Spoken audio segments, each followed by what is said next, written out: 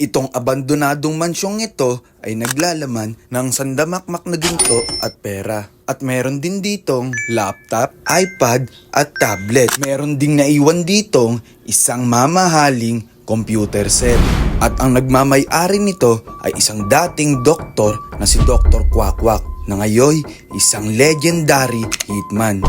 At isa rin sa pagmamay-ari niya itong mamahaling pick-up cars. Ano pang hinihintay natin? Kaya tara! So for today's video guys, may papasukin tayong isang dating mansyon. Ito ay pagmamay-ari ni Dr. Quacquac. Sa mga hindi nakakakilala kay Dr. Quacquac, isa siyang dating doktor. At ngayon, isa na siyang pinakamagaling at master ng hitman.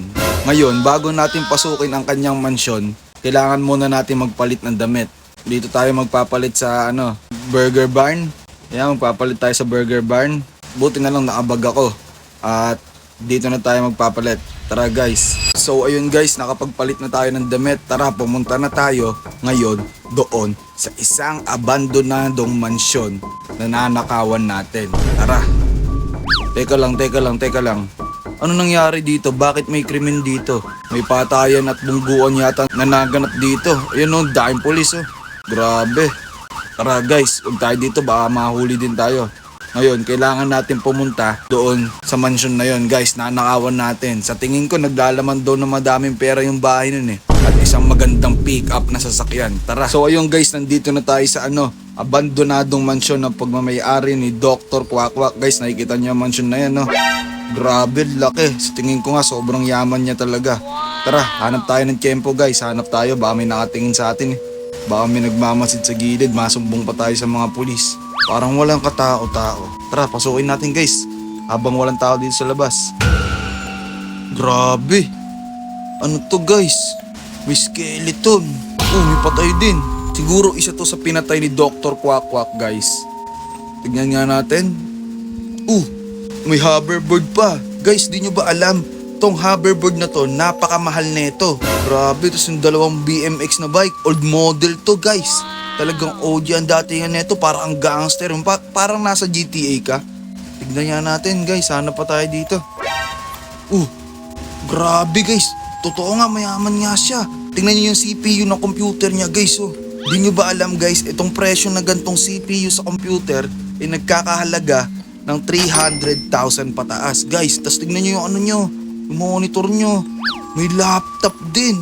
Mamahaling laptop, mamahaling iPad guys Dalawa pa. Grabe guys, napakayaman na ito. Kukunin natin mamaya yan guys. Tara, tingin mo tayo sa ibang lugar. Ano kaya meron dito? Tingin nga tayo sa taas guys, akit tayo. Grabe guys, nakakatakot tong bahay ni Dr. Quacquac May mga espada pa guys, ayun Sa tingin nyo, bakit binansagang Lord of Hitman si Dr. Quacquac guys? Alam ko may baril din siya pero may espada dito. Nakakapagtaka. Nakakilabot guys, wag lang tayo mahuhuli na may-ari nito. Baka, ako naman patayin. Tara, silipin nga natin yung baba guys. Baba tayo, baba. Baka mas madami pang magagandang makuha doon. Dito kaya sa second floor. Grabe, ang daming kwarto. Grabe. Guys, ayos na ayos pa yung mga kwarto. Pwede palipatan to. Kaso, hitman nga daw may-ari. Grabe, master bedroom Pang mayayaman talaga. Tingnan nga natin dito. Guys, ang lalaki ng mga kwarto nila. Ayun guys halatang sobrang yaman nila. Nakamansyon pa.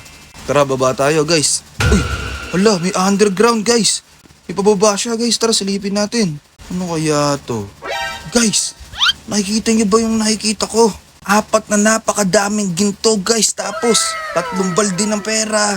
May isang nakabag pa guys. Grabe. Ang dami nito guys. Buti, tira pa sa ganito. Swerte ang pagdanakaw ko. Titignan nyo nga naman Ang daming gold bars.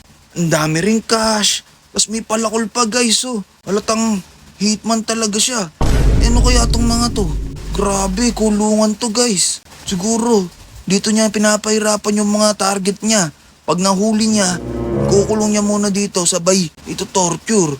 Tapos sa ibang mission, ay nag-i-sniper siya para mapatay ang presidente. Guys, ayan kunin natin to. So ayun guys, nakuha na natin yung mga pera guys.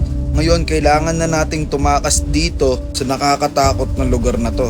Wait lang guys, kukunin ko rin muna itong laptop niya, saka yung iPad. Ayan guys, nakuha na natin yung laptop at saka iPad niya guys. Ito yung iPad guys, oh. Grabe. Tara, labas tayo guys, labas. Ngayon, kunin naman natin yung kotse niya. Tara guys, ito yung kotse na. Kotse ni Dr. Quack. Ang ganda guys, grabe, pick up. Tara, kunin natin. Tumakas na tayo. Yung mga pulis guys, mga pulis. Kailangan natin magmadali. So ayun guys, successful ang ating pagnanakaw. Hindi tayo nahuli. Sa susunod, nanakawan naman natin ang isang bangko dito sa Crazy City. And guys, ninyo, arrested, attorney at law.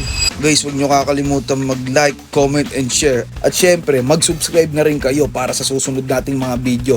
Kung gusto nyo sumali dito sa susunod na pagnanakaw natin, mag-comment na kayo sa baba at magme-message ako sa inyo at tayo'y maglalaro at magnanakaw. Let's go guys, dun lang. Sheesh!